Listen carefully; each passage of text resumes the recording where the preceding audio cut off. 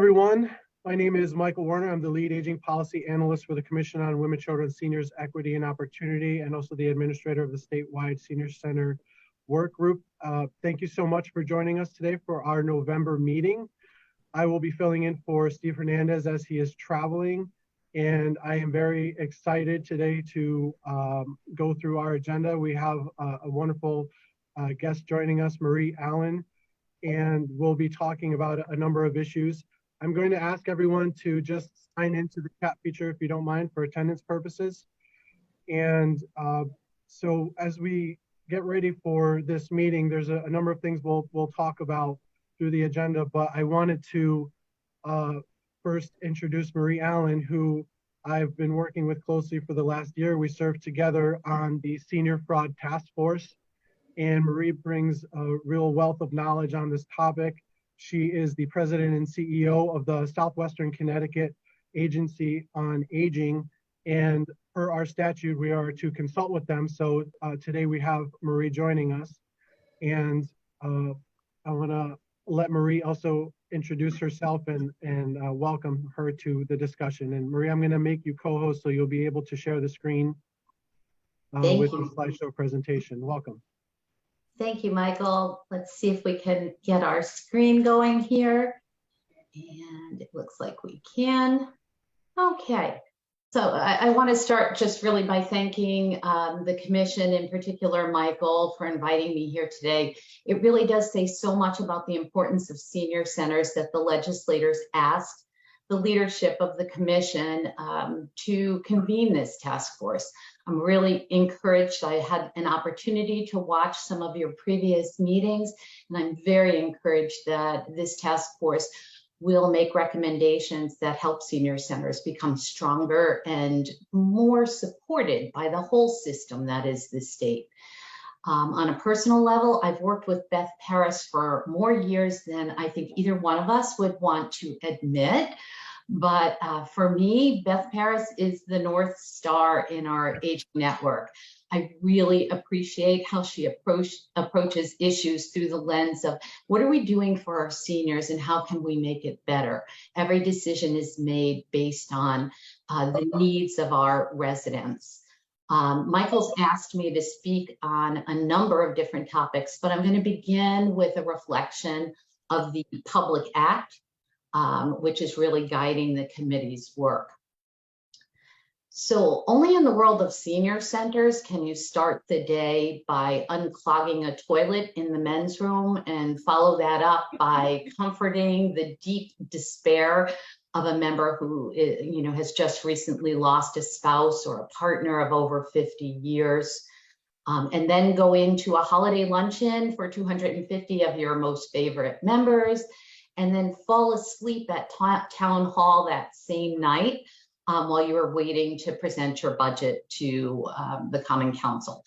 I understand senior centers. I'm very proud to say that for 10 years before moving into the Agency on Aging, I was the director of the Norwalk Senior Center for the city of Norwalk, and we had two senior centers, a multicultural, primarily Spanish senior center, as well as our main center site.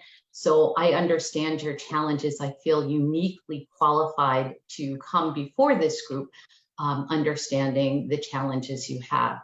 And when I looked at the agenda through the Public Act, and I thought any one of these things could take a year in planning. This is a heavy, robust agenda, but you're senior center director, so it won't be a problem. It really won't. You will get through this. And I think of the old adage, how do you eat an elephant? One bite at a time. And that's what this task force is working on. So I'm not going to spend a lot of time talking about the agencies on aging specifically, because the more important topic is how the agencies on aging can support senior centers and how we can help in the work of the commission and help create a stronger aging network. Our goal really is to identify areas for collaboration, coordination, cohesion, and cooperation. a lot of alliteration there to get us off the ground, but it's really taking these words that everyone has been talking about. I came to the Area Agency on Aging 15 years ago when we were talking about these same concepts. How do we move these concepts into practice?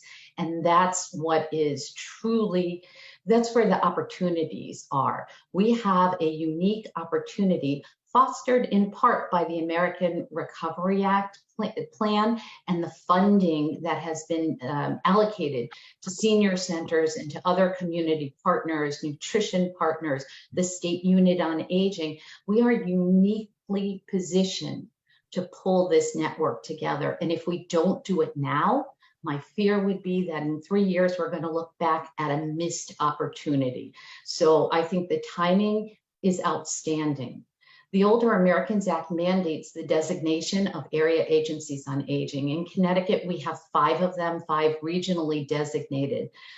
Throughout the United States, there's an area agency on aging representing every city and town in the US.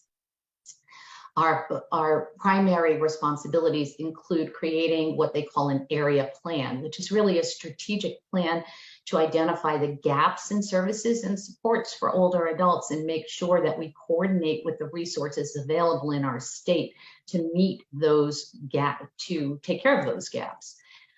We do provide some limited programming when it is more cost effective for the AAA to provide the programming than a community partner. Things like Choices, the National Family Caregiver, where we provide respite support for family caregivers, or the Alzheimer's Respite Program, which we do in coordination and cooperation with the Alzheimer's Association and a number of community-based providers. And then there's funding. So how do we allocate what is typically around $4 million in each region? About half of that money goes to our elderly nutrition providers so that we can support the home delivered and the congregate meals in many of our senior centers.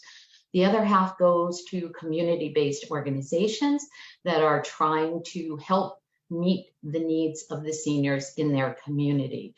The funds are allocated based on a competitive request for proposals, and members of the board of directors and the advisory council.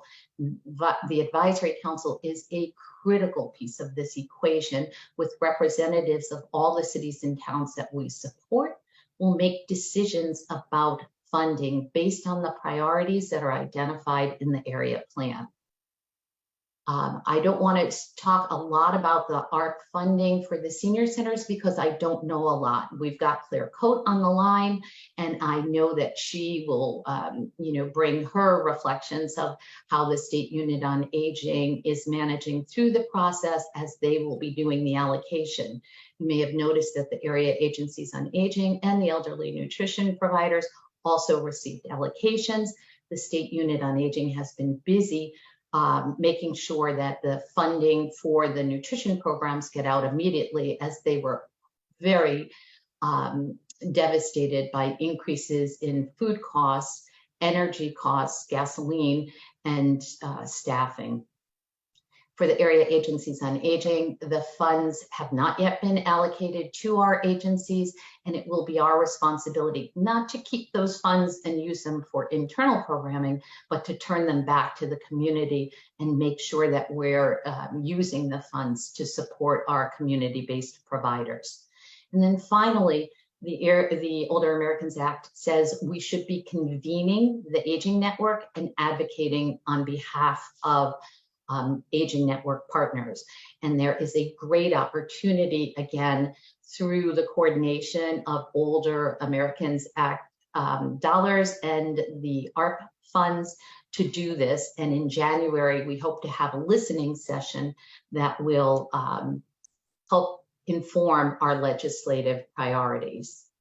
The other thing that Older Americans Act requires is that the AAAs do target funding and supports to disadvantaged communities, minority, non-English speaking, economically depressed, isolated, underserved, rural, persons with disabilities, and Alzheimer's disease are all among the targets that we try to make sure our funding is reaching. Our funding must reach these communities in proportions equal to the community's composition. As shown here in this picture, there's a difference between equality and equity. Equality means giving everyone the same thing. Equity means giving everyone what they need to participate. And so what the Older Americans Act did, it was truly ahead of its time because it did think in terms of equity, not just equality. The area agencies on aging have been selected by the Tufts Foundation to spend a year planning and identifying ways to support the aging network. And that's, again, why I feel like this is such a great moment in time to bring members of the aging network together.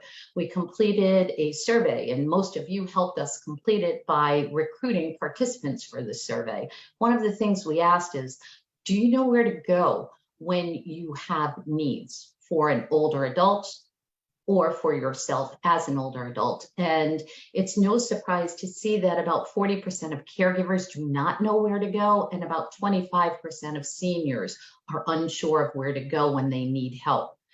But what was not surprising at all to me was, of the 75% of seniors who knew where to go, many of them said it was their senior center or their area agency on aging that they went to when they needed help, regardless of what that help need was, whether it was food, in-home care, assistance with economic concerns, financial assistance, food assistance.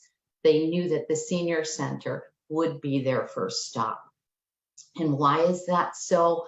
Because senior centers are truly the gateway to all services.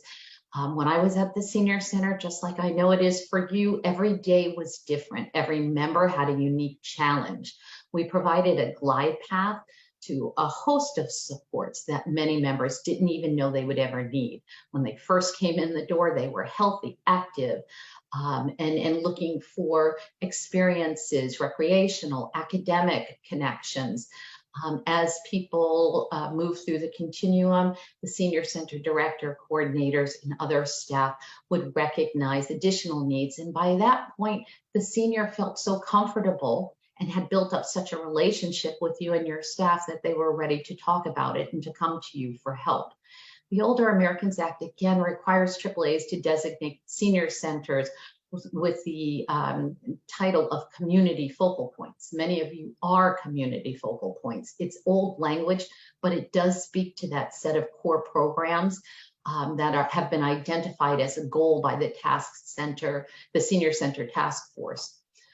We hope to help the senior centers meet the community focal point criteria and really work on raising awareness within both community and the state of the important role that senior centers play. Sorry. For many of us working in senior centers, try as we might, there was just never enough hours in a day to do everything we wanted to do for our members. The area agencies on aging recognize the value of the network and hope to use its resources to strengthen the care hub between the centers and the area agencies. Specifically, how can we enhance seamless communication between the area agencies and the senior center staff? Perhaps having a point person who could support the senior centers and look into the state and federal systems that could cause a glitch for one of your members' SNAP benefits, Medicaid eligibility, or a Medicare issue.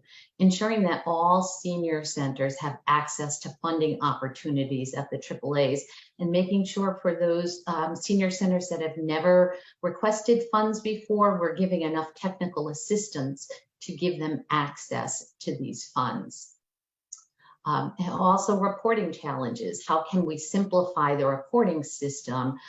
The Older Americans Act and the Administration on Community Living, I'm sure Claire would agree, have very stringent reporting requirements. And we want to make sure that those reporting requirements are not preventing access or creating a barrier for some senior centers.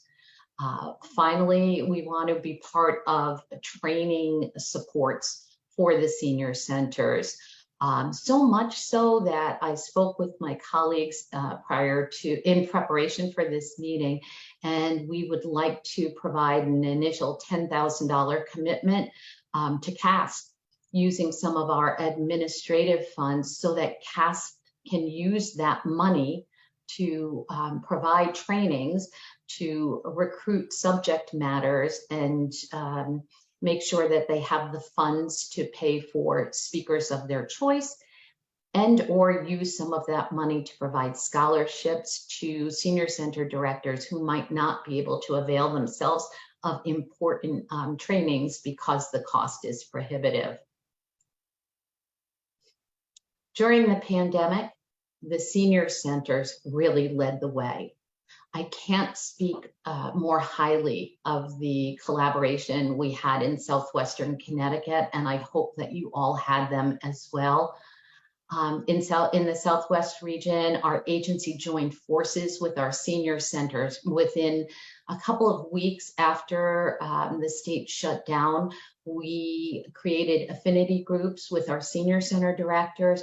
We identified needs like food security, isolation, mental health, and technology gaps, and we worked to figure out ways to support our community. Together, we unscrambled what was a very difficult vaccine rollout.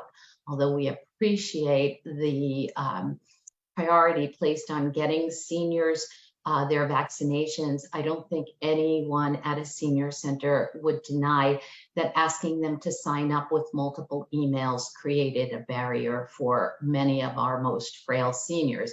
And what did the senior centers do?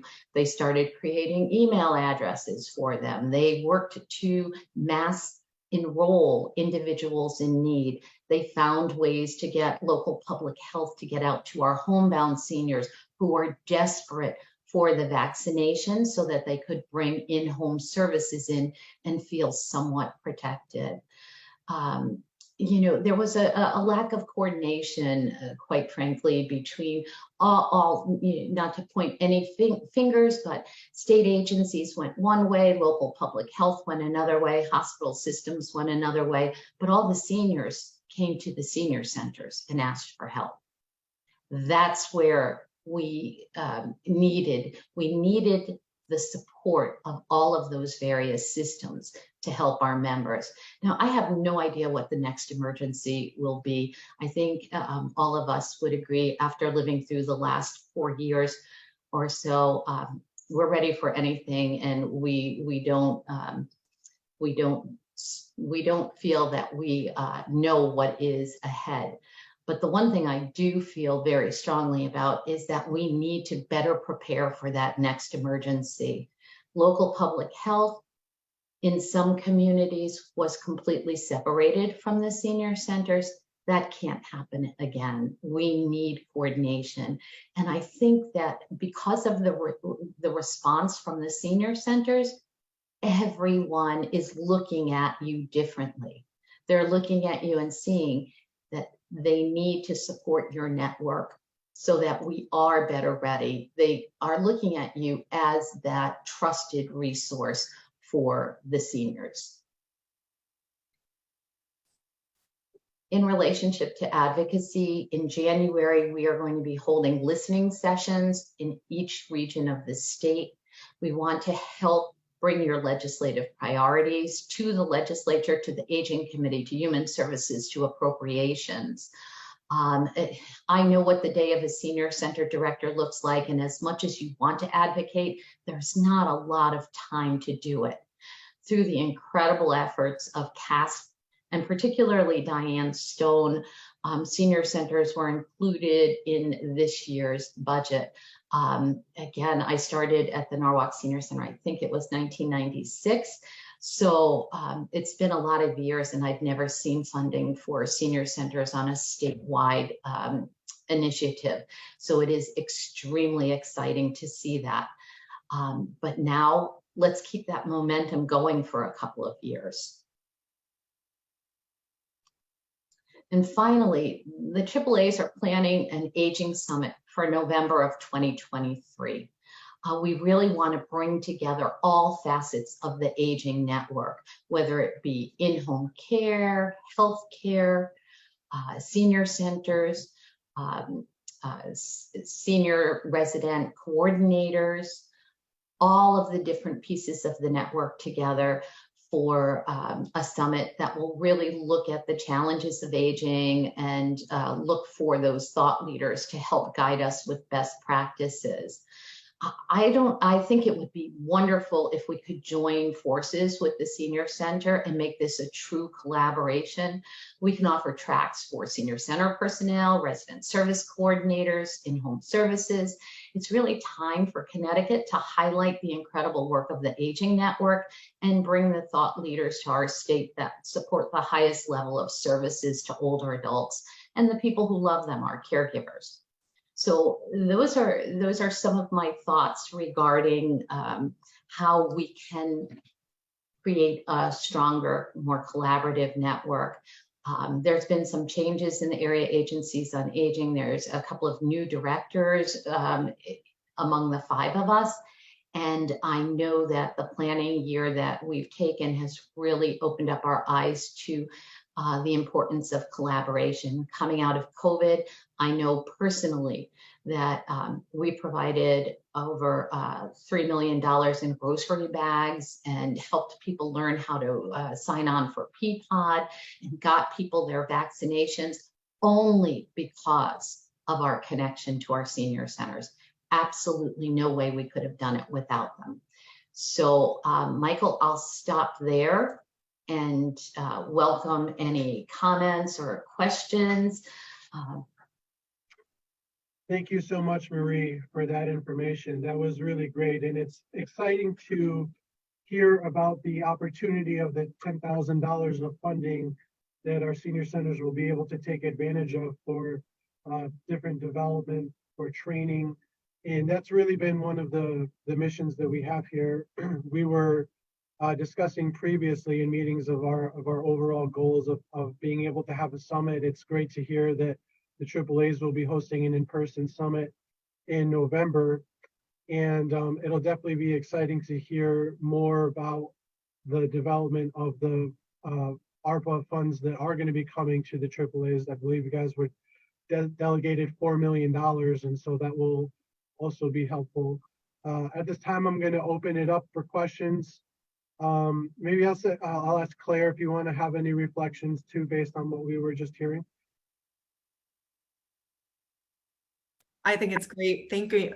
Thanks, Marie, for that. I think you eloquently connected the relationship between the AAAs and the need for that communication, and what a generous thing to be allocating funds for CASP to support them over the next year. I'm sure you have some members around the table here who are members of CASP, and so that's great that you guys are willing to bolster. And I have props to Marie. Marie has 14 towns in her region, and throughout the pandemic I was her agency's field representative at that time, and so I got to see in action not only her advisory board really identifying needs and keeping a finger on the pulse, if you will, of the needs of the senior centers, but I got to partake in some of those conversations with the senior center. And I knew when Marie was going to be invited here today. Michael told CASP a couple weeks ago at their conference that she was going to be here. I was like, her and Beth, like, you had a number of people there.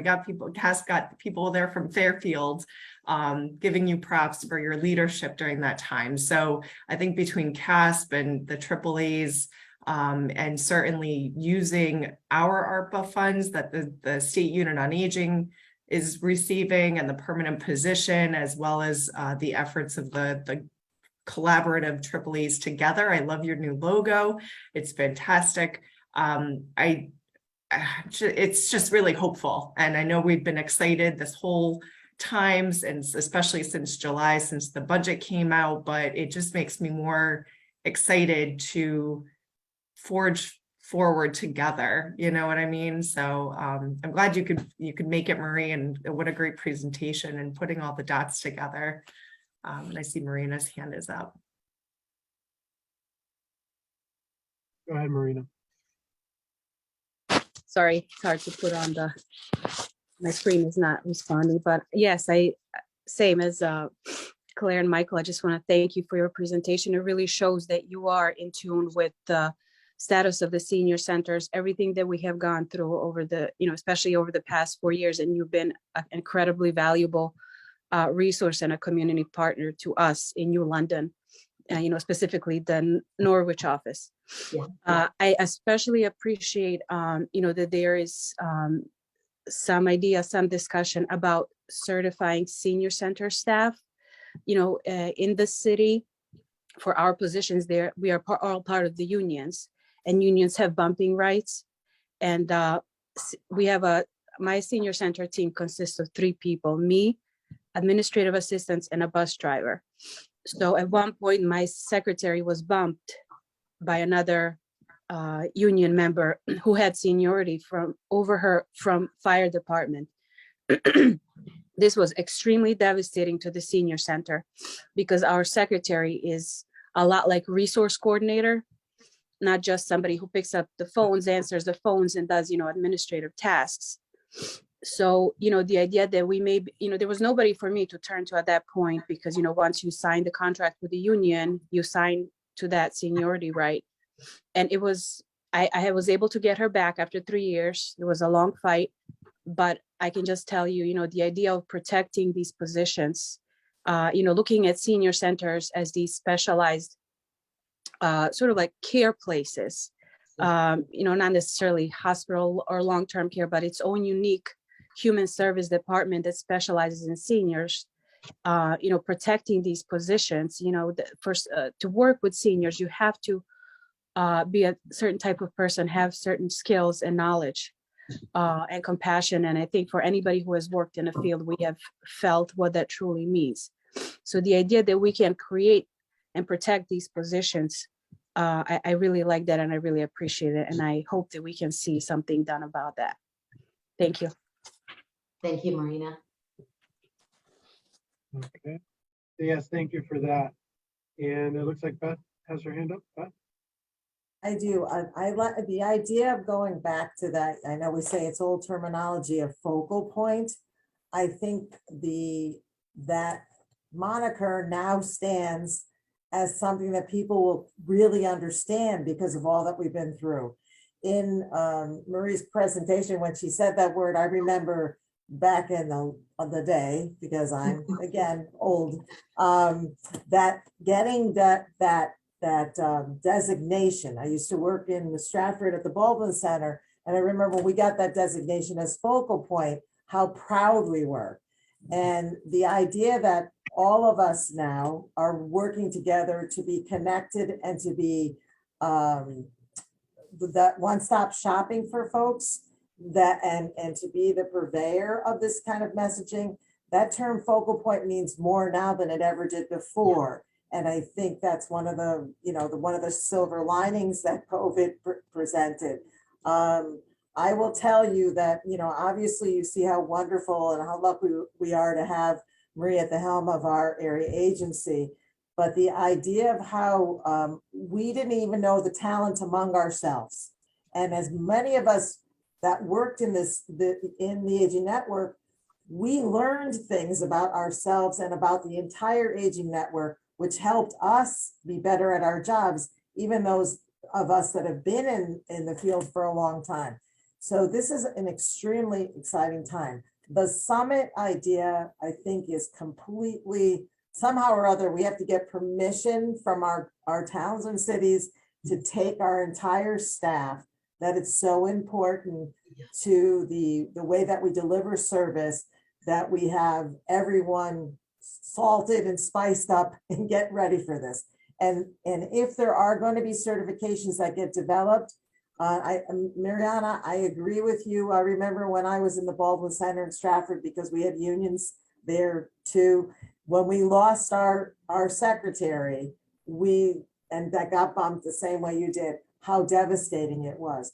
So if the certifications are something that help us to ensure that we keep the staff that we need, then they're not an obstacle, but they still have to be, have the ability to be able to be something that is done now with computers. We'll be able to do it, I'm sure, much easier on other time for training, that people can be trained even via computer, as long as it's staff that we approve of. So that's my 2 cents about all of it, but very exciting time, very exciting time. Other, okay, Diane, thank you. Yeah, so Beth, your 2 cents is always worth like $10, I gotta say. Value your opinion and everything. Marie, thanks a lot for coming and presenting. I do want to correct one thing. Sure. And I can't remember what year it was, but we got Edith Prague money. So there was statewide allocation to senior centers. It was the Edith Prague money administered by Roxanne Aaron Self. So we're dating ourselves, Diane. you've got 2 years on me in the network, but yeah. But other than that, this was unprecedented. And so I have trouble sometimes separating my state of Connecticut stuff from now my national stuff, but I will agree that senior centers have never been as visible in the aging network and in the broader network as they are right now. And it is time. So we've been talking about a lot of these things for a lot of years, and it's really time to act on them, including the workforce development part that Marina was talking about. And, you know, this work group, and it's not formally a task force, it's a work group. But one of the things in the scope is to look at the feasibility of certification and of standards. When it was raised before, when there was a task force, there was tremendous fear and pushback on it. It's a scary concept to have somebody start telling you what you need to do. And I, you know, there's people in this room that were part of that and understand that. So looking at the feasibility and maybe taking those baby steps. But what's really, really important is, so one of the things that came out of the, and I'll never forget the comment, and I can't remember the person's name, from Watertown, I think, who we were talking about people who work in senior centers and the positions and the professional skills that are needed. And one of the legislators said, you know, this was a one-person shop. One of the legislators said, well, you just need to get more volunteers. And she said, nobody asks the town assessor to get a volunteer. Nobody asks the police chief to go out and get more volunteers. Why are we asking senior centers to get more volunteers? And not to discount the volunteers. Incredible work that's there. But we have to do a little bit more at making the case for senior center work is professional work and requires professional skills and requires investment in training. My department's entire training budget was $200 a year. We self-funded, right? I funded most of my own training. So looking at those kinds of things. Marie, one other thing, that the $10,000 to CASP is wonderful. Hopefully hopefully somebody at the State Unit on Aging, who is the senior center liaison, can help CASP with identifying, because this work group's also meant to come up with kind of a training clearinghouse. But looking at the choices training, one of the issues that's always kind of bothered me is that people that work in senior centers have to pay for choices training. That maybe that's something that can go immediately towards, is providing that training at no cost to senior centers. Like I said, with a $200 training budget, it was a challenge sometimes to get that training. And we really do want to make sure that when senior centers are doing the work, they're doing it well. So beyond that, I could talk a long time. Everybody's met me, you know that, and happy to talk offline anytime, but thank you for being here. Yeah. Diane, I just want to respond to the choices training. The Center for Medicare Advocacy charges for their participation in the choices training. And unfortunately, that's where the expense comes in. There is no payment from anyone, senior center or any other entity, that goes to the Area Agency on Aging or to the State Unit on Aging. Those funds go directly to the payment of the Center for Medicare Advocacy, which has always been challenging. I think it's a great thing that Claire and I can certainly take back to the new senior center director and see if we could find another funding source for it. But I just want to be clear that it is totally appreciate that, and it's understood. Yeah, and Center for Medicare Advocacy does a tremendous job. We're very lucky to have them, and they deserve every penny we give them. We just need to find another pot to pay them. great.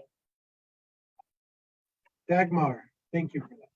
Okay, thank you for what everyone has said. And Marie, I agree. You voiced so eloquently the relationships and what senior centers do, and you really get it. And it's nice to have people advocating for us and working with us that get who we are and what we do. I was sitting here chuckling, going like, I think every single one of us could appreciate how our days go, and not many people outside of business get that. And I think what I've heard all of us say is that for the last few years during the pandemic, senior centers became very elevated and very visible in our communities, and we were heard.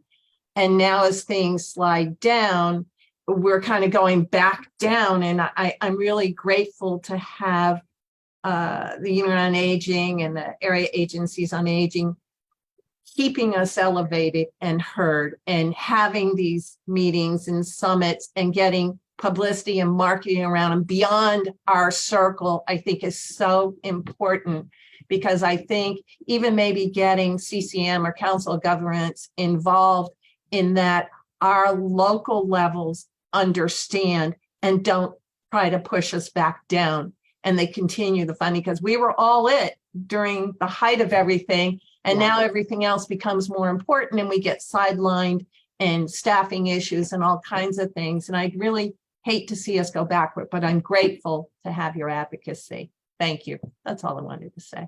Thank you, Dagmar. Yeah, thank you. And, when I recently spoke at CASP on the topic of improving the value of senior centers, it just occurred to me that similar to baking a cake here in Connecticut, we have all the ingredients we need. They're just in different parts of the house. I was saying there are some in the pantry, some in the refrigerator, some in the garage, some in the basement. And I think what's happening now, and this goes along with the CCM's involvement, I spoke with their lead policy director, Ron Thomas, about this too, is that we're moving towards this more concise message of there's an important value of senior centers. It's being recognized.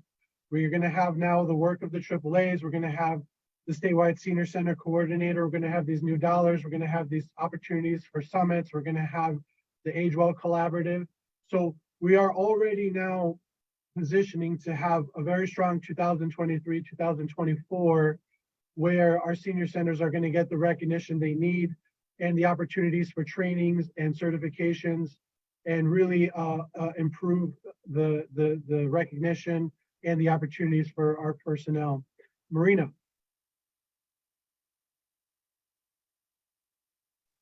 Sorry, I have a little hard time with my mute button. I want to make another small, but I feel very important point that our senior centers, and I'm sure that you, the rest of you who have worked at the senior centers have experienced this, we're sort of a resource hub for the community, not just for elderly and their families, but especially during the pandemic, since we were just talking about that. Our senior center has repurposed into a human service department. So we served as a location and a space for dispatching PPE and, food pantry, and people would call us. We still do. And we have, even prior to pandemic, we served as sort of a 211 for our community, for other organizations and services in the community. So, we have people who walk in, families, mothers, fathers with young children who walk into the senior center asking for meal centers or any other types of resource that might be available. So I think that's something also that needs to be highlighted, because I feel we spend a lot of time directing other residents in our community to other services in that are available around New London, as well as, in the state and federally.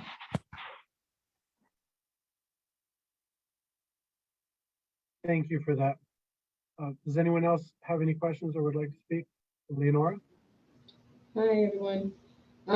So as we talk about collaborating with, with area agency and a senior center,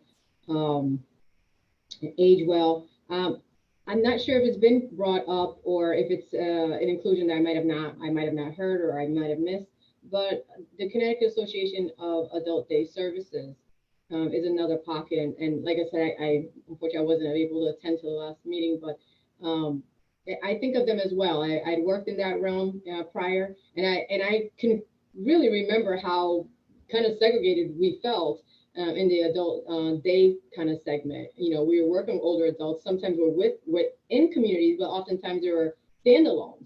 So that's just one consideration if it hasn't been brought up, or that I'd like to have included is part, because they do reach a lot of our more frailer adults living here in Connecticut. Yeah, thank you for that. We've been mindful of that. We have Christy Cittini, and I'm going to allow her to speak next. Go ahead, Christy, to respond. Hi, thank you so much. And thank you so much for mentioning us.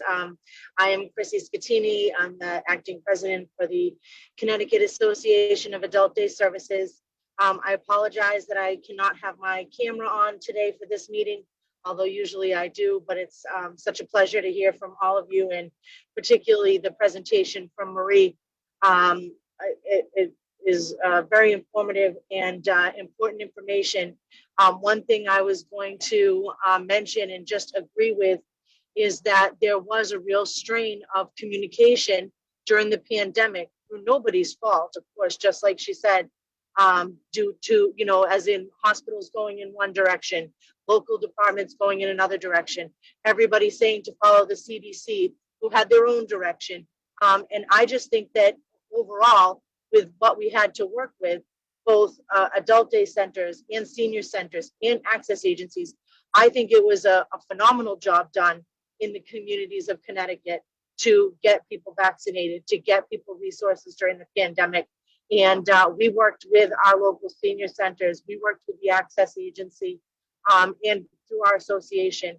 And although, I echo the sentiment that it was, fragmented, I really do think that it was pulled together, and that there was life-saving action taken by all of the parties involved, senior centers, access agencies, by getting those vaccines coordinated. We went through some of the same things, people that are 85 years old trying to sign up with emails and whatnot. So I think that whatever the next emergency is, and I'm sure there will be one, I think we're much more prepared now. And I often say in our meetings, like, look, we faced the shutdown of the world and made it through. If we can do that, we can do anything. Also knocking on wood as I say that, because I don't want to tempt the fates, but it is definitely been a challenge. And I think the collaboration between all of our branches has really helped and saved the lives and quality of life for a lot of seniors. So thank you so much for the presentation, Marie. I was telling Michael I would be so glad to hear it and glad to be part of the meeting. So thank you so much. My pleasure. Thanks, Chrissy. Anyone else? So Marie, thank you again for your presentation. You have a really great perspective. You're a very important voice. And my hope is that, even though this work group is set to formally conclude for January, that we can continue to have your participation maybe at our next meeting in December, if that fits with your calendar. And we can also later on in the meeting, we'll get to that point when we talk a little bit about the upcoming report, maybe get your perspectives on that as well. Because it's clear that the AAAs are going to have an important role. And as we collaborate together, we're going to be able to increase the value as we discussed further. And so at this part of the agenda, we're going to move to the executive branch updates, where we'll hear from Claire, Christy Koval, and Chrissy Scattini, but we'll start with Claire. Woohoo! All right. So yes, Oh man, so I had the pleasure, Michael hasn't told y'all yet, or referenced this, but I had the pleasure of giving an update to CASP a couple weeks ago at their winter conference that was held at Berlin Senior Center. And I told everyone there who was in attendance, man, I really feel like every time I give an update, I'm giving like a little bit more each time. And it's always good when I can bring good news or news of progress about the ARPA funds and about the senior center coordinator. And so this whole conversation is kind of just like put down the foundation for me to give a good update regarding that. So my update is that we're pushing forward and there is progress. As has been noted previously, the senior center coordinator position, I'll start with that, is going to be included in a field representative role within the State Unit on Aging. There are multiple field representatives. That is my title, as well as a few of my colleagues. I say a few because we lost half of our staff with retirements over the past couple of years. And so I can tell you that we have interviews underway for 2 field representative positions. One is a replacement of an individual who retired, and then the other field representative role of position is for this new senior center coordinator. So as those roll forward, anyone who's been a part of the interviewing process on this end or anywhere in between knows that it's a process. And of course, we're coming into the holiday season. And so I do anticipate that'll take a little time, but I can confidently say that in early 2023, we'll have those 2 field representatives in place and the state will have its senior center coordinator / municipal liaison. So once the 2 field reps are hired, my colleagues and I are very used to this. Whenever somebody leaves or somebody joins us, we shift roles and responsibilities, and Marie knows we all wear multiple hats within our field representative role. So I anticipate, regardless of who's going to be in that position of senior center coordinator, municipal liaison, that my role will shift in certain ways, as will multiple field reps. And so once those 2 are hired, we're going to settle and be fully staffed, and it's going to be amazing. And we'll be able to have somebody in that role. I have verified with leadership that it will be a dedicated role. I know that was the initial desire of the task force, the previous task force, and it's been reiterated here around this table as the work group has advocated for that position. Field representative, we can do a lot of things in our roles, but I have verified that it will be a dedicated role for the senior centers. And that can obviously work with the point person, with the AAAs, if they identify somebody to be the point person along for senior centers along with this individual. It ties in really nicely. Diane, do you want to note something about the senior? I do want to note something really quickly about that, and Marie will relate to this one as well. When we did the Aging in Place Task Force 100 years ago, there was a dedicated senior center liaison role put into place then that quickly diminished into nothingness. So just as a point of constant advocacy is that once this position is in place and staffed, it is a point of constant advocacy to maintain that as a strong senior center liaison. Sure. Yeah. And my guess is, I've been very used to in my 3 years with the state unit, like constantly not knowing when my role or responsibility would shift.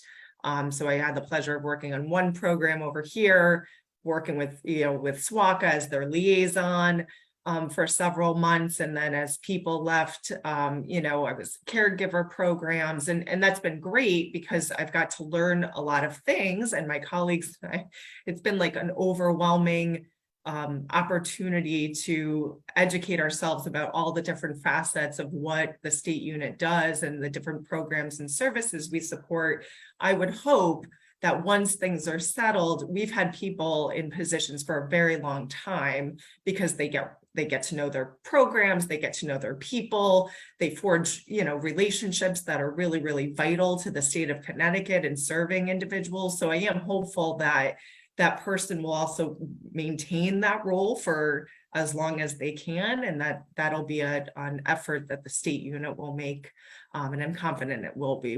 We've had the pleasure and luxury of doing that in the past, but with the past 4 years, we may not have been boots on the ground, but we have had to shift a lot as well. So that's my update with that. It's very exciting. We're actually not a field representative, but we are welcoming a new member of our staff just today, our research analyst. And so that's really exciting that there's just other progress with hiring as well, which has been pretty overwhelming, but really exciting. So that's the person.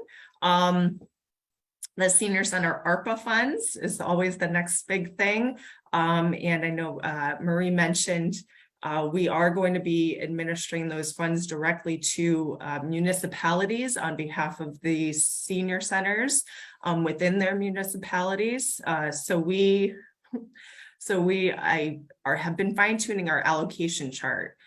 So each community is going to be allocated a certain dollar amount. And initially, back in July when the budget came out, we were like, okay, we're going to try to do this as quickly as possible. We're going to streamline it really great and make this really easy for everyone. And then, as you all are aware, we started looking at the ARPA guidelines and the eligibility criteria associated with what we needed to, how those funds could be used, as well as the reporting aspects around it. And it became much more of a process. And so along the same lines, we created an allocation chart. We figured we wanted to look at the number of individuals within each community who is over the age of 60. So that's where we started. We also really wanted to make sure that those smaller communities that may not have as robust as of an older adult or any population have a good foundation. So we looked at a base number, a dollar amount, and we played with a number of different dollar amounts in terms of what that base could be. And we created a chart. We said, okay, this is a good starting point for us. And around this table, we've discussed having that permanent line item at some point for senior centers. That Michael and the state unit and Marie, we could all kind of work towards in the future and advocate for. And so, that we were like, well, why can't we do some of that work right now? Because it's not going to be as simple in the future. So what we're doing right now is we're fine-tuning that allocation chart. We've had to reach out to other members of government, other departments to help us with the much more complicated math, because we're trying to incorporate more ideas of equity within that allocation chart versus just looking at population. So we're looking at things like disability status, racial, race of individuals within communities, who's lower income, that kind of thing. So that work is being done right now. And I can confidently say that this holiday season, we're going to have allocation charts. We're going to have a communication out to municipalities and to senior centers, and how that's going to look, how we anticipate it looking, and so far have been supported in this, is that we are going to, on behalf of the commissioner's office, whether it's myself doing 169 emails or the commissioner's office, we're going to send out an official communication via email to all of the town leaders. So whether that's your town manager, board, first selectman, mayor, whatever, what have you, we're going to send that email out. It'll have the allocation chart and what your municipality has available to them.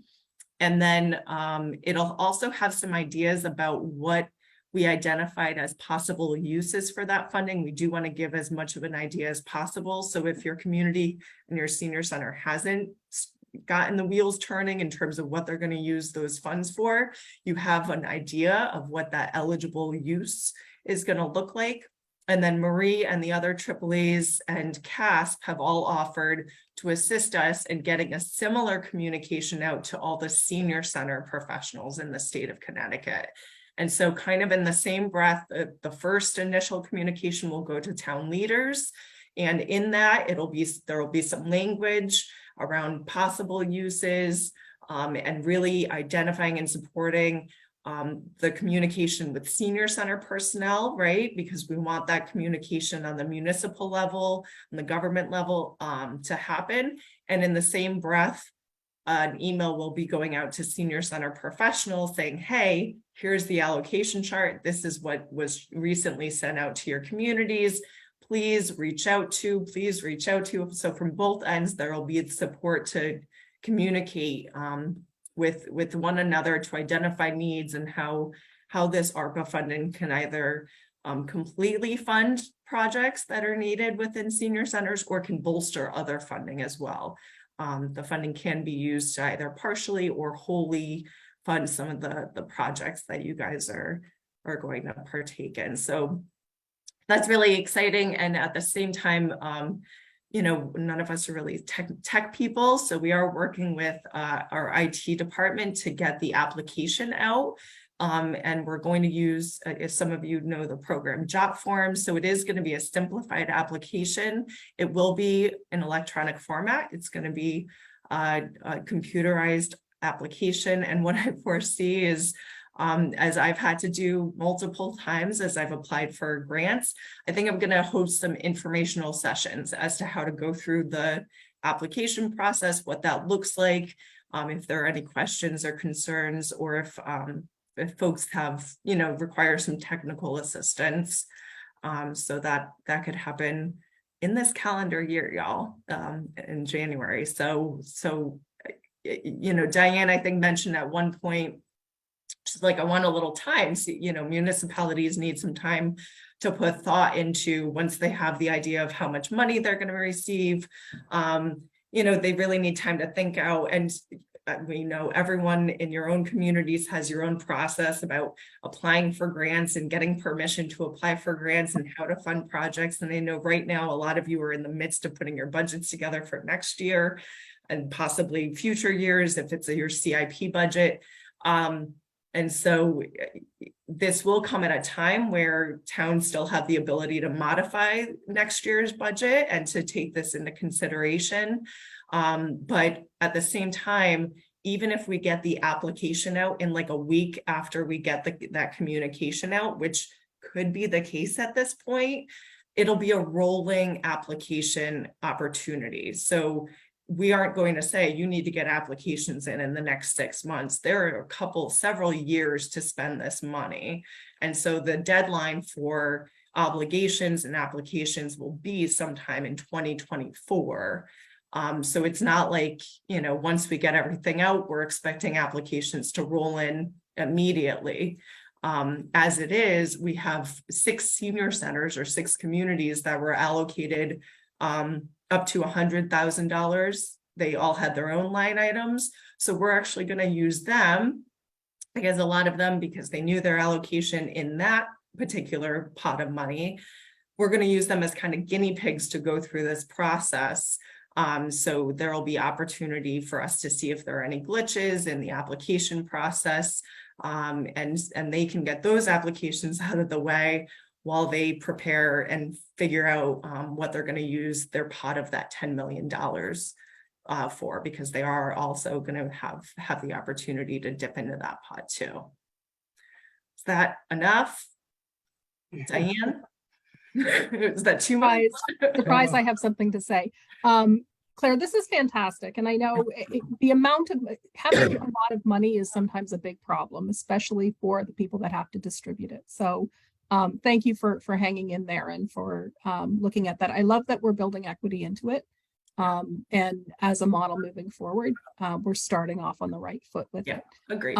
So I have one quick question and then kind of an editorial. So the question is, there's no match for this. There's no local match for this. Will there be anything in the language that gives some kind of an attestation of maintenance of effort?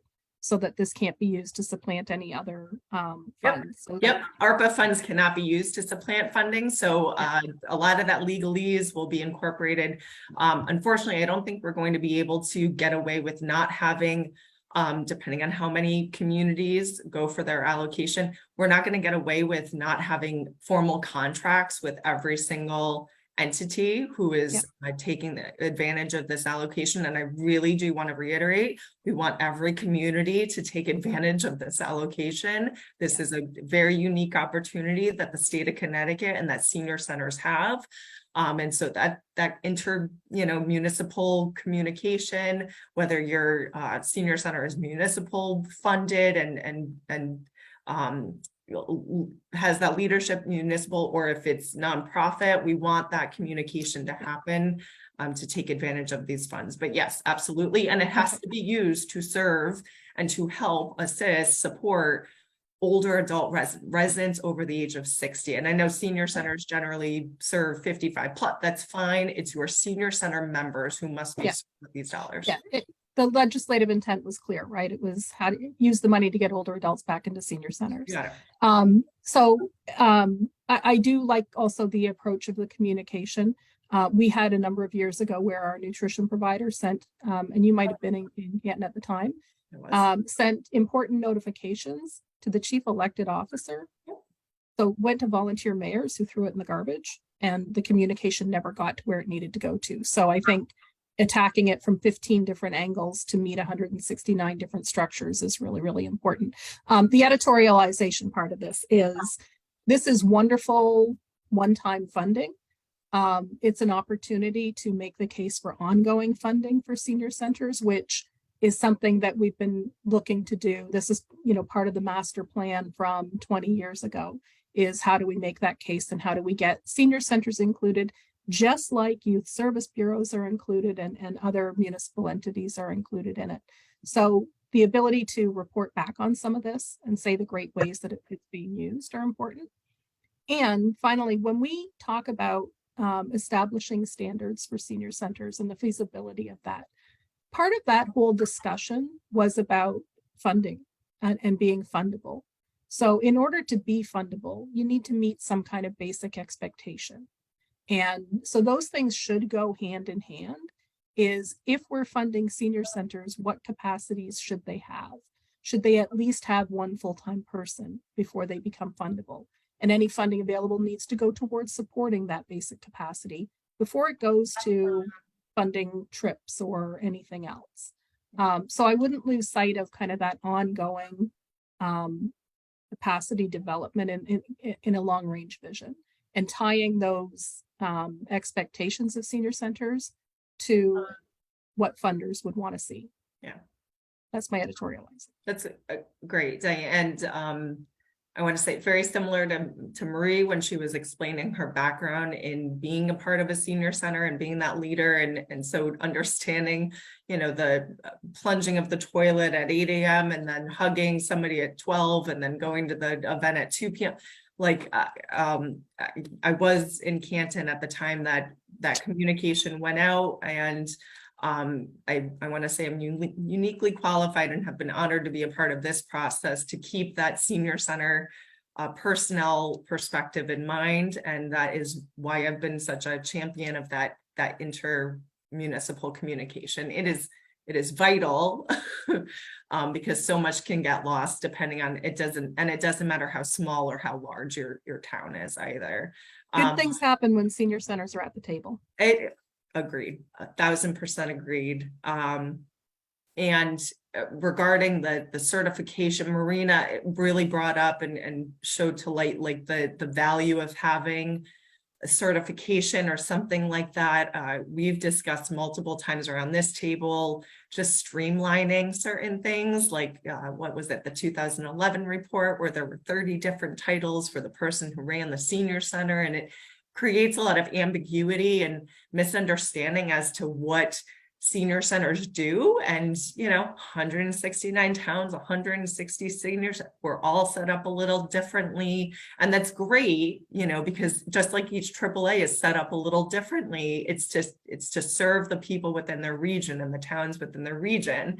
However, The other side of that, the catch-22, is that it creates this lack of understanding as to what a senior center does, who those professionals are, what they really need to have in terms of background. And some things are very, very teachable, right? You don't need to have credentials after your name per se in certain things, and a lot of things, what I always found cool with senior centers is that you have people with multiple different backgrounds. Mine was in social work. My colleague in Farmington, hers was she was a nurse for many, many years. Then you have people who are recreation. They all bring different unique perspectives, but speaking to those general things that should be offered at a senior center, and you will see as the application rolls out, you're going to have the stuff that you always need in an application for a grant, like, who are the demographic, who are the people you're serving, give us the information as to everyone pertaining to this application. You're also going to see some questions that I really wanted in there in terms of how many full-time dedicated staff do you have, or how many part-time dedicated staff do you have? And that's just more of an FYI for us. It is necessary for the purposes of the application, but we want to know that, and it all comes into play as really identifying who has a senior center and who might provide certain services, but may not also have a senior center in place too. So there is value to not having specific mandates, but to elevating positions and identifying attributes and training things like aspects that they really need to have in place in order to provide services and to serve their community in a certain kind of way, because we know it's not a competition, but when one person moves from one town to the next town, you're going to hear about it if your town doesn't provide something that the town next to you did. And senior centers are great at having open doors, depending on how they're set up, to members of to even residents of other towns. But wouldn't it be great to have some sort of like recognition? This is what I expect to get when I go into my senior center, and whatever senior center that is. Thank you, Claire, for that update. And it's exciting to hear about so many of these things, including the hiring of the research analyst. I know that was a long time coming, so it's great that ADS is moving along with that. Beth. I'm happy to hear that there's going to be a bigger time span to be able to utilize the funds, and very happy to hear that there's going to be multiple ways of communicating with our town responsible people, because I believe what Diane said is true. Some things just go in the circular file or would get sent to the senior center director without any discussion or any concern about what we were going to do. So I think it's great that part of the letter that says the reach out is going to have possible uses or needs or projects that can be done with these funds.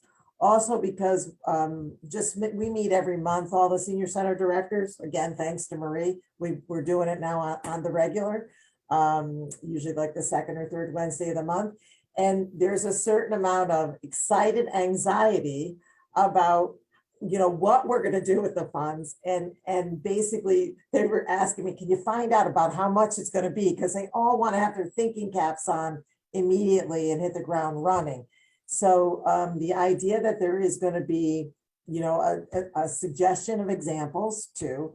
And I thought, as you just explained very clearly, Claire, that there's going to be a determined amount, that we're not all getting the same amount of money for the equity reason and the equality reasons and so forth. But there is a little bit of anxiety about, the process itself. So the idea of having the training for the application is going to be wonderful too. But that communication really, we're all different, even in our little 14-town area, of how we're funded. And it would be so great that even if it wasn't, like say Stanford, that's privately more funded, but that the mayor gets involved, because they have a very audacious mayor right now. She's very community minded. She just is one of these creative, imaginative. She's a young mom. She actually had a baby right after she got elected, who's in her office. So, it would be great to make sure that whether we're funded municipally or not, that we have that governmental a communication going on too. So I'm so happy that it's going to be being done that way. But I want you to know, I mean, I'm just saying for our 14 gals, there's an anxiety around it, and they were really worried about how soon they had to do it. So it's so great that it's going to extend into the year. Because I started to sweat when you said it was going to come out at the holiday time, because right now, Darien's one of these towns, they want to have that budget for the next year in by November 23rd. And right now I'm pulling my hair out because I'm not even near done. So the idea of something else coming in that I don't want to lose in any way, shape, or form, makes me sweat right now. So thank you so much. I'm so happy to hear, and I'm gonna, once this meeting's over, I'm going to email everybody. So because this is really, really exciting that we're gonna have the time to let it marinate and really to have this great communication. Maybe our commissions will get involved too, so that we can really talk about using these funds. And to Diane's most wonderful point, if we use them, and maybe they'll be there every year. And, so anyhow. That's the big goal. That's the big end goal here, and not end goal, but that's the big goal that I think everyone's been striving for many years. It's not the first conversation. It's, I remember, 2011, right? We had the big storm, and we were all then now shelter manager, right? And we thought, man, that was big. And what we're doing right now is like the after action report, right? I'm putting on my old CERT cap in terms of we know that this is not the last disaster, the last thing, but out of every disaster, out of every real hardship is that silver lining, right? And unfortunately, this is one of them, or fortunately, this is one of them from the pandemic. Not only that senior centers are being looked at differently, but that we have this funding opportunity. And so it is vital that people take advantage of it. And Beth, you're not the only one who is inappropriately or appropriately sweating. It's, as Diane noted, it's like a good problem to have. And it will take, some collaboration and communication on behalf of each community to figure out what their needs are. I used to have my regular budget in by Thanksgiving Day so that my manager could figure everything out over the holidays, and then you slash and dash in December and January before your meetings in February, and then everything gets, So there will be another year, kind of, if something doesn't make it into the budget, or if something isn't funded maybe in the next year, perhaps depending on what that project was or what that initiative was, maybe ARPA funds can be used in the future. But no, these funds have to be obligated, and all of this terminology will be defined moving forward by the end of 2024. So that's where I'm saying we will need information.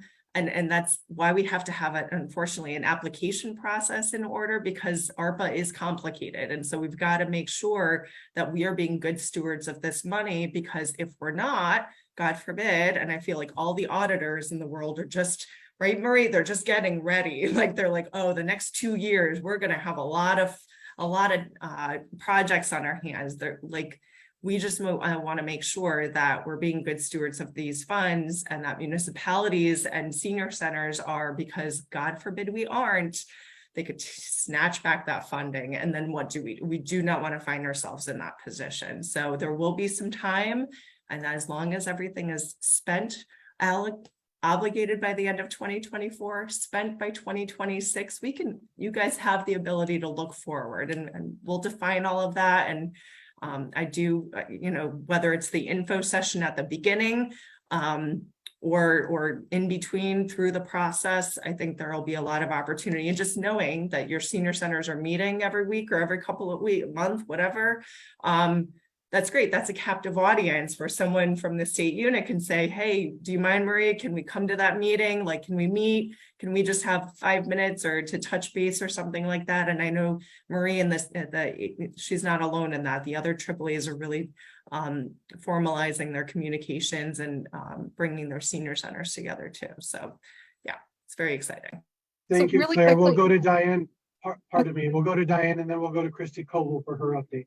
Thank you. Really quickly, so yeah, I hadn't thought about so with congressional changes, there's probably going to be added scrutiny on all the ARPA funding, right? So that's a little bit frightening. So in the birth to three system, they have child find, right? Where there's a positive responsibility for birth to three to go out and find children with disabilities, not wait for them to come to them. I'd love if we could take that kind of approach and maybe with the AAAs and CAST. And my biggest fear is that senior centers don't apply for this money, right? And you can't make the case that you need to be funded if nobody asks for the money. So hopefully we can take that really proactive step of going out and finding those centers that are not applying and helping them get an application in. Otherwise, you know, the rise of what's the rising tide raises all ships. We need everybody to get in that and do it. Thanks. Thank you, Diane. Christy? Thank you. And Marie, thank you so much. That was a great presentation. It's great to be here. Michael, I'm going to just update a little on another exciting initiative. Michael and I are co-chairs of one particular work group, but I think people may or may not know that some federal legislation passed a number of years ago, and this legislation that Congress authorized provides funds to departments of public health to look at Alzheimer's disease as a public health issue. And Connecticut, the Department of Public Health received a 2-year grant that we've been working on them with. They are the funded agency. And what this is doing is there are some people on this call that are stakeholders.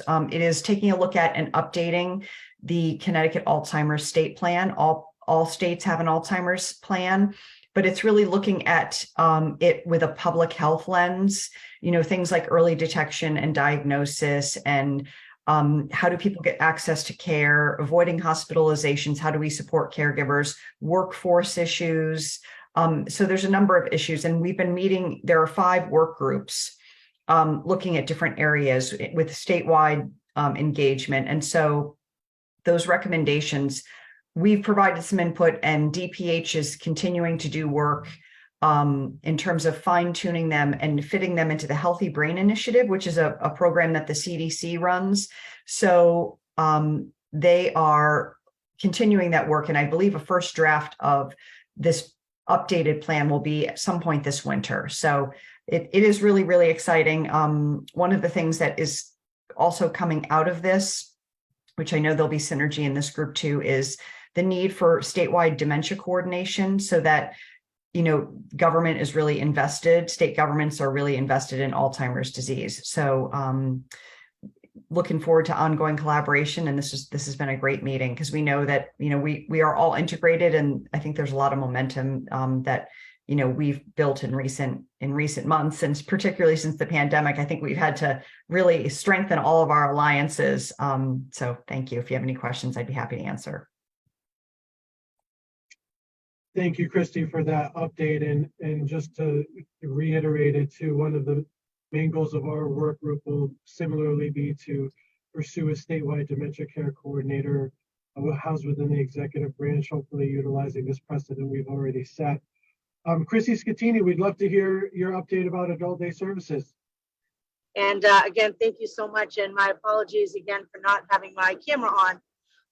But I'm glad to give an update. We have 2 areas to update on from the Adult Day Service Association.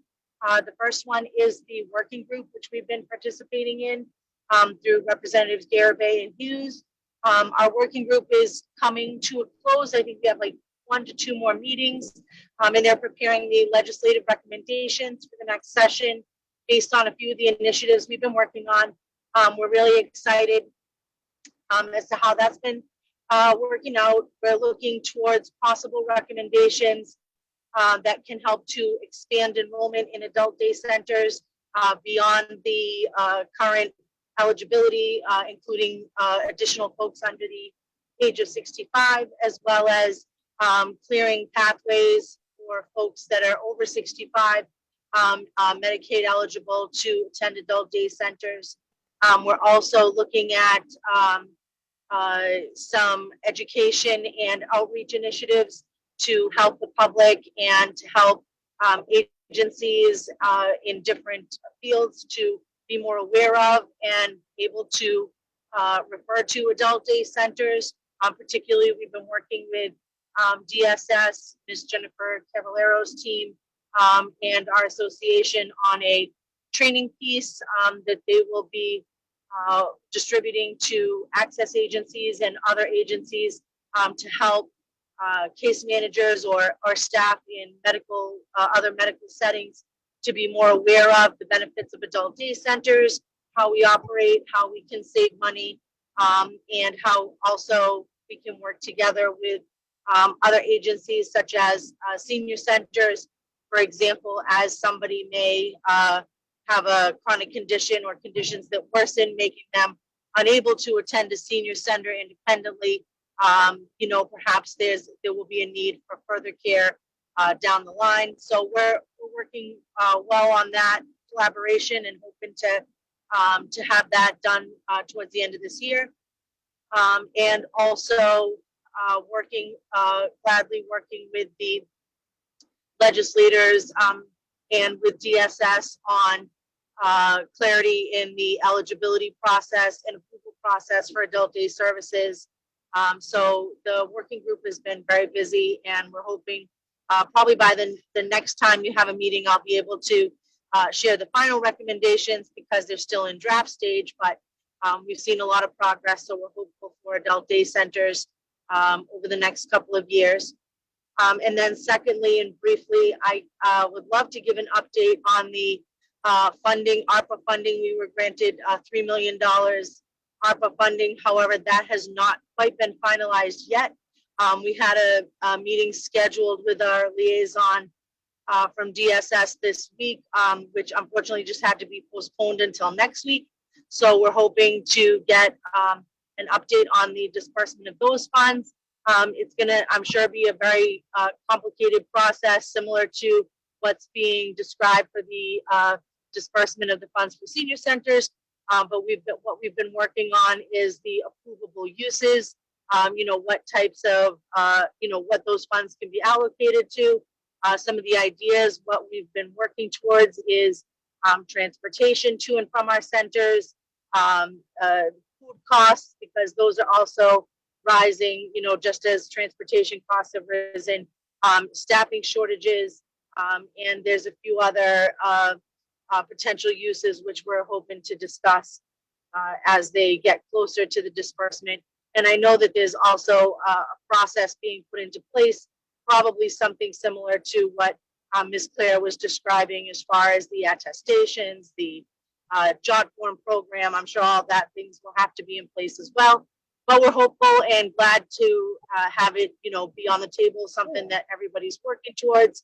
And we really appreciate the participation of the state agencies, both the DSS, the Access Agency, the State Unit on Aging, and everybody that is helping us with this funding, because it really is important. We have some of the same challenges as other industries, including home care, including senior centers, some things that just haven't recovered after the last few years, and those are felt all across the board. So every little bit helps. I'm so glad to see that the senior centers are getting help as well, because they are such a vital part of the senior community. And, for folks that aren't quite eligible for a program like ours, the adult day centers, who are still more independent, but really need that support system of a senior center. So we're so glad to see that, that they're getting assistance, as well as we're very grateful for the assistance we're getting. So although there's no definitive result yet, we're very hopeful that it's close. And I hope to be able to provide you guys with a further update, hopefully by the next meeting, if it's in December or by the end of the year. And thank you again so much for having me here to participate and learn about what's going on. It's really beneficial for our group. So thank you. Thank you, Chrissy, so much. Are there any questions? Leonore, would you like to respond? Okay, so thank you everyone for those updates. That was really great, very exciting. And, once again, it sounds like we're going to be well positioned for next year. So I wanted to be mindful of everyone's time when we move on to the next topic, which is simply to say that we're hoping to have a draft report for our next meeting. I'll be working with some of the folks, yeah, Claire and Diane too. Yes, Diane. I'm going to jump in because I was supposed to leave at 11 and I pushed off another meeting. I'm a little bit concerned that this work group has not addressed the specific scope of the work group's mission, and that we're at the point of drafting a report. So, and I understand why we're at this point, because we had these wonderful things that took us off track, like $10 million and like a field rep position. So in some ways, the actions we might have recommended are already happening as we're meeting. But I think when we look at some of the issues in the scope, like that coordinated plan of training or the feasibility of standards, that we're mindful that we're not in a position to make any recommendations around those because we haven't had the discussions. So that our recommendations, and I hope a recommendation that comes out of this is kind of what was originally envisioned, is that this be a standing work group, that it continues post this point in time and continues to do that consultation and the discussion work and all of that, you know, meaningful but time-taking development that really brings senior centers to where we think that they can be. I do have to jump off. I'm happy to help with the report drafting and whatever else we need in it. But recognizing that this report can only be a snapshot in time and that we can't make recommendations for things we haven't addressed. Thank you. Yeah, thank you, Diane. And yeah, we'll definitely be looking for your help with drafting the report, your feedback on it. And I do believe that recommending that this work group continue perhaps being administered by the new coordinator, I think that's a great idea, and that can serve as a brain trust for that work going forward. And there has been a lot of really great developments that have occurred. However, I'm very confident that the requirements of this work group will ultimately be addressed through the creation of this position. So I'm feeling good about that, and we'll be able to address that too. Are there any comments? So yeah, our next meeting is December 16th. And based on how that meeting goes, I'm just putting this out there now, we may slip in one more special meeting in December or early January before the start of session, if needed, to finalize if there's some last minute things to hash out as far as approving the report. I also wanted to mention, once again, we have the Senior Crime Prevention Workshop with Court Support Services Division. We're going to be putting that together for December 9th. That'll be something that this work group sponsors. It's going to be at 12 noon. And I'm still working over here at the commission with putting the logistics of that together, but I will ask all of our members here and folks with CASP to send that out to the entire membership, to have that as an opportunity during the workday for senior center personnel to be able to access this for free, to be able to observe the presentation from CSSD and law enforcement, and to be able to ask questions. And the idea will be to post this on either our website or our Facebook to act as a resource for folks going forward, so they can refer to it, and hopefully it will address a number of common questions that may be applicable for different senior centers around Connecticut. Any questions on that? No? And then finally, just I submitted a resource review document, and on that we have our meeting from last month on there for October. I was able to find the Connecticut Conference of Municipalities panel that the Age Well Collaborative did, that Alyssa gave with Commissioner Porter. So that's available, very interesting. I was able to attend that in person.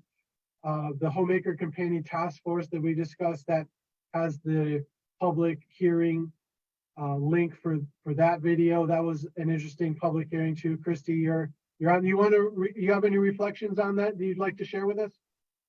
Sure. So for those of you, just to bring people up to speed, the Homemaker Companion Task Force is looking at a number of issues around, consumer when a consumer has a complaint, what agency they go to, training, the public hearing that Michael referenced, which and the testimony, everything's on the Aging Committee site on the Connecticut General Assembly. Some people submitted written, some people testified in person.